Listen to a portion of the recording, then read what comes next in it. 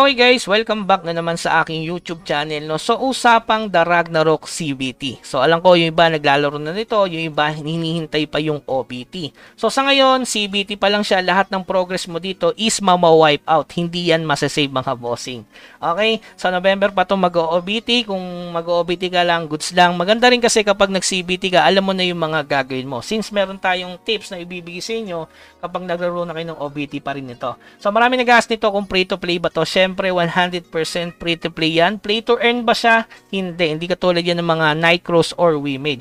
Pwede bang kumita dyan? Possible guys kasi may market. Kung naglaro ka ng Ragnarok Eternal Love or Ragnarok Classic, alam nyo na yung tradition na ginagawa para kumita dito. Tinatawag pa nga yung bigasan or gatasan. Okay? So, alam nyo na yun. Hindi ko na kailangan ipaliwanag sa inyo yung guys. Ayan, kita nyo naman, pag nakabenta ka dyan, matik, pwede ka magbenta ng item, depende sa trip mong price. Pero may mga item kasi dyan na maximum lang yung presyo niya. Halimbawa ito, ano maximum price niyan? 2.4, no? 2.4 diamond, napakalaki na niyan mga bossing. Kapag tumalpa ka dito, kasi parang 1:1 na ata dias dito, or sabihin natin 2 dias:1, di ba? Okay? So, kung makikita nyo, ang una kong ginawang character dito na napakadali is Archer. Sa mga bago dyan, kung sasabihin mo, Kuya Bax, ngayon lang ako maglalaro niyan eh. Ano ba magandang character? Ang suggest ko sa inyo guys is Archer muna. Kasi ang build lang ng Archer is 99 Dex and 99 Agi. Kadalasan pag Blitzer ka, sa kapag naglaro ka ng Ragnarok Classic, kadalasan pag Blitzer, syempre mataas yung Int, mataas yung Luck, tapos Agi Dex. So, parang assorted build, depende yan kung naglaro ka nga dati ng Ragnarok. Pero ang recommend ko dito sa game na to is mag-focus ka na lang sa 99 Dex and 99 Agi. Sa simula, gawin nyo lang guys, kapag Archer kayo 40 Dex tapos mag-Agi kayo para makasurvive kayo sa ET. Yung ET is napakahalaga para sa inyong leveling system. Okay, ang gagawin nyo lang guys, mag-main quest lang kayo. After nyo mag-main quest, pag mag-e-enhance kayo ng equipment, ito enhance, dapat pantay-pantay. I mean, dapat by 10 para yung resonance, kapag lahat yan is level 10, sabay-sabay, meron kayong another 2,000 HP. Kapag level 15, yan, kita nyo naman. Kesa ganito yung ginawa ko, inuna ko yung sa weapon, which is good naman, pero hindi siya good in terms of para makuha mo yung option yan. Ipapantay nyo lang, ite-10-10 nyo muna, 15-15 nyo na. Kasi meron resonance na tinatawag dito na ranking. Okay, may reward din yun mga bossing. So yun, dapat pantay-pantay lang. Including na rin yung sa refinement guys. Kasi sa refine, ayan, kita nyo naman, may mga Polaris set dyan para sa Archer. Kapag plus 5, may bit plus 5. Kadalasan diba sa Ragnarok Classic plus 7, goods na. Yan, makita nyo, refine plus 7. Dito walang basag yan guys. Pero yung item hindi na mabasag. Dire-diretso lang yung pag-ups niyan. Mas okay, ipa-plus 5 nyo para katulad nito, itong gloves na to. Ayan, nakita nyo. Makukuha ko yung Dex. Okay? Yun lang siguro yung basic info na kailangan malaman din. Tapos regarding naman sa card, ayan, napakadali daw makapulot ng card dito. Oo, yung letter F mga boss, yung napakadaling i-farm. Kasi ito lang yung bubuksan mo, meron ka ng F card. Okay? Pero hindi lahat ng card na yan is, alam niyo yun, yung mahalaga sa larong to. Sabihin natin, yes, kailangan siya para sa synthesis.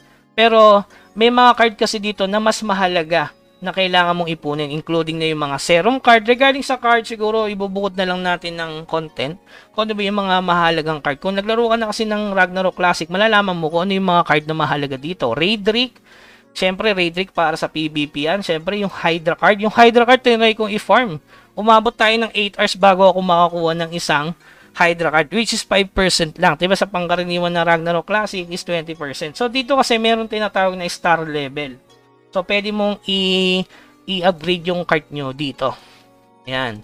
Hanggang lumakas ng lumakas mga boss, hanggang maging star 7. So, dito syempre mag-focus kayo sa mga stats na to. Agi, Dex, Int, Beat. Syempre kapag Wizard, diba?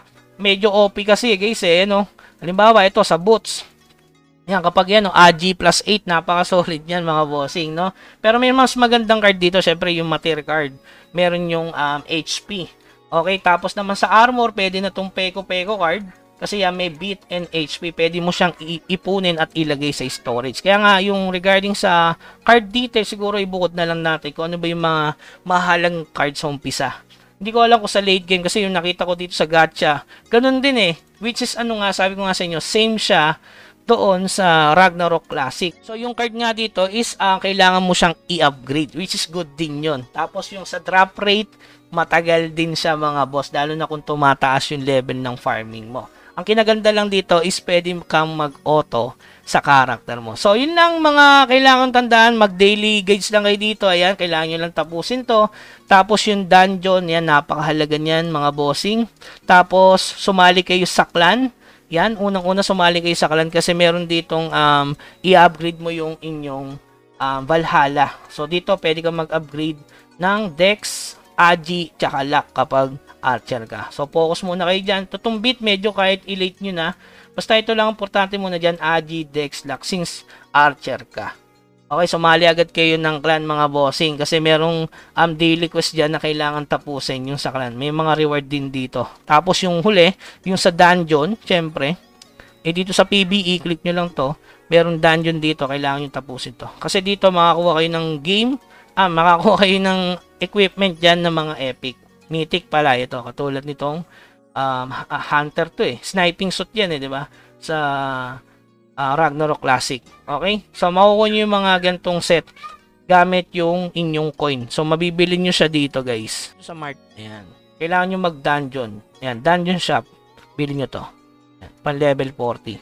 Mas maganda, ipunin nyo na lang. Pag level 60 kayo, saka nyo ibili yan. Okay?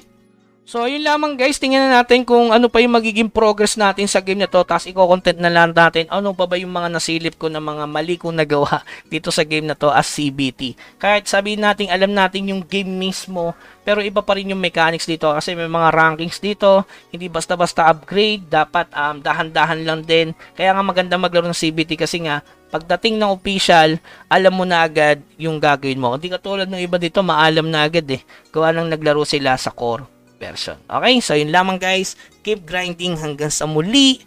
Paalam.